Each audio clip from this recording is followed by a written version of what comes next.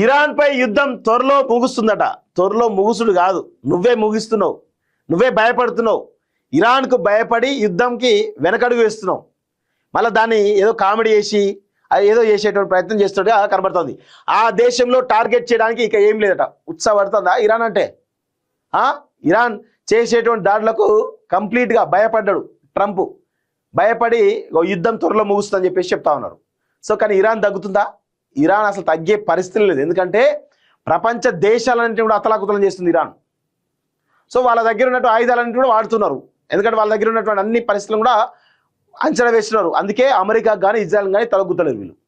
So ఇప్పుడు ట్రంపే తలొగ్గి ఈరోజు Iran సంబంధించినటువంటి ఎవరైతే సుప్రీం ఉన్నాడో ఆయన కాళ్ళ ముందు మోకరిల్లే పరిస్థితికి వచ్చిండు. ఇది పరిస్థితి కనబడతా ఉంది. 6 వారాలు అనుకుంటే 2 వారాల్లోపే సాధించాం, మిగిలిన పని గంటలో ముగించాం. ఏం సాధించారు? వాళ్ళు సాధించారు. వాళ్ళు సరే కొంత ప్రాణ నష్టం జరిగింది వాళ్ళకి, కానీ వాళ్ళు అనుకున్నటువంటి లక్ష్యాన్ని వాళ్ళు మొండి పట్టుదలతో ఉన్నారు. ఇది 100% కరెక్ట్. సో మిగిలిన పని గంటలో ముగించగలం. నేను ఎప్పుడు అనుకుంటే అప్పుడు యుద్ధం ఆగిపోతుంది. అమెరికా అధ్యక్షుడు ట్రంప్ వ్యూహాత్మక యుద్ధానికి సిద్ధమైనటువంటి ఇరాన్ హోర్ముజ్ జలసంధిలో సముద్రపు మందుపాత్రలు, గల్ఫ్లోని అమెరికా బ్యాంకులు, ఆర్థిక సేవల సంస్థల కార్యాలయాలే టార్గెట్గా చర్యలు. దుబాయ్ ఫైనాన్షియల్ సెంటర్లోని సిబ్బందిని ఖాళీ చేసిన సిటీ గ్రూప్, మరో 2 సంస్థలు. దుబాయ్ ఎయిర్పోర్ట్ వద్ద ఇరాన్ డ్రోన్ దాడి, ఓ భారతీయుడు సహా 4 గాయాలు. దుబాయ్ నుంచి భారత్కు వస్తున్నటువంటి థాయ్ నౌకలో పేలులు, 3 భారత సిబ్బంది మృతి. వాణిజ్య నౌకలపై దాడులు ఆందోళనకరం అంటూ భారత్ చెప్తా ఉంది. మరి వాళ్ళకు ఉన్నటువంటి అవకాశాన్ని వాళ్ళు వినియోగిస్తున్నట్టుగా కనబడతా ఉంది. ఇరాన్ పై యుద్ధం త్వరలోనే ముగుస్తుందని అమెరికా అధ్యక్షుడు డొనాల్డ్ ట్రంప్ పేర్కొన్నారు. ఇరాన్లో లక్ష్యంగా చేసుకోవడానికి ఇక ఏమీ మిగలలేదని చెప్పారు. అమెరికాకు చెందినటువంటి యాక్సియోస్ కు ఇచ్చిన ఫోన్ ఇంటర్వ్యూలో వైట్ హౌస్ వద్ద మీడియాతో మాట్లాడుతూ ట్రంప్ ఈ వ్యాఖ్యలు చేశారు. ఇరాన్ పై యుద్ధం బాగా సాగుతుందని, ఇరాన్ సైనిక సామర్థ్యానికి భారీ నష్టం కలిగిందని తెలిపారు. నిజానికి యుద్ధం మేము అంచనా వేసుకున్న దానికంటే వేగంగా సాగుతోంది, వేగంగా ముందుకు సాగుతోంది. 6 నెలలు అనుకుంటే 2 వారాల్లోపే, 6 వారాలు అనుకుంటే 2 వారాల్లోపే ముగుస్తుందని చెప్పేసి, 6 నెలలు అనుకుంటే 2 వారాల్లోపే సాధించామని చెప్పి చెప్తున్నాడు. భయపడ్డాడు, ఇరాన్కు భయపడి వెనకడుగు వేస్తున్నాడు ఈ దొంగ.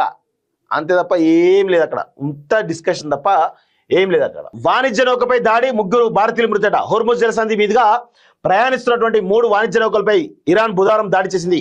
3 నౌకల్లోనూ పేలులు జరిగి మంటలు అంటుకున్నాయి. అందులో దుబాయ్ నుంచి భారత్లోని కాండ్లా పోర్టుకు వస్తున్నటువంటి థాయిలాండ్ నౌక మయూరి నారీపై జరిగిన దాడిలో 3 భారతీయ సిబ్బంది మరణించారు. నౌకలో ఇంజన్ ప్రాంతంలో క్షిపణి దాడి జరగడంతో భారీ పేలుడు జరిగి మంటలు అంటుకున్నాయి. ఇంజన్ గదిలో పనిచేస్తున్నటువంటి 3 చనిపోగా మిగతా 20 మంది లైఫ్ బోట్లతో బయటపడ్డారు.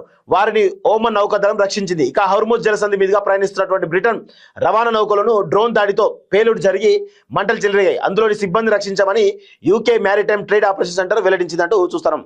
దాడులపై వెనక్కి తగ్గని ఇరాన్, దాడులపై ఇంకా కూడా వెనక్కి తగ్గని ఇరాన్ గా కనబడతా ఉంది. ఇజ్రాయెల్ పైకి ఇరాన్ బుధవారం మరో దఫా క్షిపణుల వర్షం కురిపించింది. కొన్ని క్షిపణులు ఇజ్రాయెల్ రక్షణ వ్యవస్థలను దాటుకొని Tel Aviv, Jerusalem, central Israel ప్రాంతాల్లో విధ్వంసం సృష్టించాయి. ఇరాన్ క్షిపణులతో క్లస్టర్ బాంబులను ప్రయోగిస్తుందని లక్ష్యాన్ని ఛేదించే ముందు అవి చిన్న బాంబులుగా విడిపై పౌర ఆవాసాలపై పడి నష్టం కలిగిస్తున్నాయని ఇజ్రాయెల్ రక్షణ శాఖ పేర్కొంది. ఇజ్రాయెల్ పైకి ఇరాన్ ప్రయోగించిన 300 పైగా క్షిపణుల్లో సగానికి పైగా క్లస్టర్ బాంబు వార్ హెడ్లు ఉన్నవేనని తెలిపింది. దుబాయ్ అంతర్జాతీయ విమానాశ్రయం సమీపంలో 2 ఇరాన్ డ్రోన్లు పడి పేలులు సృష్టించాయి. ఈ ఘటనలో 2 ఘనా జాతీయులు, 1 బంగ్లాదేశీ, 1 భారతీయుడు గాయపడ్డారని దుబాయ్ మీడియా ఆఫీస్ తెలిపింది. ఓమన్లోని సలాలా పోర్ట్లో చమురు నిల్వ ట్యాంకులపై ఇరాన్ డ్రోన్ దాడులు చేస్తుంది. ఇరాన్తో జరుగుతున్న ఘర్షణలో మంగళవారం నాటికి 140 మంది సైనికులు గాయపడ్డారని అమెరికా రక్షణ శాఖ తెలిపింది. కాగా ఇరాన్ తమ దేశంలో ప్రాంతాలపై దాడులు చేసిన ప్రస్తుతంలో యుద్ధాన్ని ఆపేలా పశ్చిమ దేశాలతో మధ్యవర్తి వహించలేమని ఖతార్ ప్రకటించింది. దుబాయ్లో ఆర్థిక సంస్థల మూత, పర్షియన్ గల్ఫ్లో 28 భారత నౌకలట. చమురు నిల్వల విడుదలకు జర్మనీ సిద్ధం, వ్యూహాత్మక యుద్ధం ఇరాన్ సిద్ధం అంటూ చూస్తాను. సో ఇరాన్ పై చేయి సాధించినట్టుగానే కనబడతా ఉంది. ఎందుకంటే ప్రపంచవ్యాప్తంగా ఇప్పుడు చమురు నిల్వలకు సంబంధించినటువంటి ఒక సంక్షోభం నెలకొంది. కాబట్టి తప్పని పరిస్థితుల్లో అమెరికా ట్రంప్ వెనకడు వేస్తున్నాడు.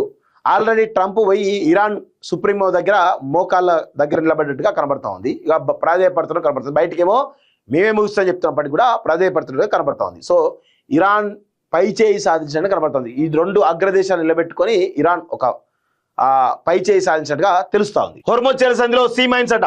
హోర్ముజ్ జలసంధిలో నౌకలు ప్రయాణిస్తే పేలిపోయేలా సీ మైన్స్, సముద్రపు మందుపాత్రలను ఇరాన్ ఏర్పాటు చేస్తుంది. హోర్ముజ్ లో ప్రయాణించే వాణిజ్య నౌకలకు రక్షణ కల్పిస్తామని అమెరికా ప్రకటించిన నేపథ్యంలో వాటిని నియంత్రించేందుకు సీ మైన్స్ ను ఏర్పాటు చేస్తుందని అమెరికా నిఘా వర్గాలు ఉటంకిస్తూ CNN కథనం ప్రచురించింది. ఇప్పటి వరకు పదుల సంఖ్యలోనే ఏర్పాటు చేసిందని పేర్కొంది. ఇరాన్ నౌకల్లో చాలా వాటిని అమెరికా పేల్చివేసిన సీ మైన్స్ ను పెట్టగల చిన్న బోట్లు వందల సంఖ్యలో ఇరాన్ వద్ద ఉన్నాయని వెల్లడించింది. ఈ అంశంపై అమెరికా అధ్యక్షుడు డొనాల్డ్ ట్రంప్ స్పందిస్తూ హోర్ముజ్ లో ఇరాన్ సీ మైన్స్ ఏర్పాటు చేసి ఉంటే వెంటనే తొలగించాలని, లేకుంటే ఎన్నడూ లేనంత స్థాయిలో దాడులను ఎదుర్కోవాల్సి ఉంటుందని హెచ్చరించారు. సీ మైన్లను ఏర్పాటు చేసే బోట్లను నిర్దాక్షిణ్యంగా పేల్చివేస్తామని చెప్పారు. ట్రంప్ వ్యాఖ్యలను అనుగుణంగా రంగంలోకి దిగిన అమెరికా సెంట్రల్ కమాండ్ బుధవారం దాడులు చేసి 16 మైన్ లేయర్ ను సీ మైన్లను అమర్చే బోట్లను నాశనం చేసినట్టుగా ప్రకటించిందంటూ చూస్తా ఉన్నాం. సో సీ మైన్స్ అంటే సముద్రంలో ఉండేటువంటి మందుపాతలను కూడా పెట్టి ఇక హోర్ముజ్ జలసంధి మొత్తం కూడా తమ కంట్రోల్ పెట్టుకున్నట్టుగా కనబడతా ఉంది. సో ఇది ఇరాన్ కు ఉన్నటువంటి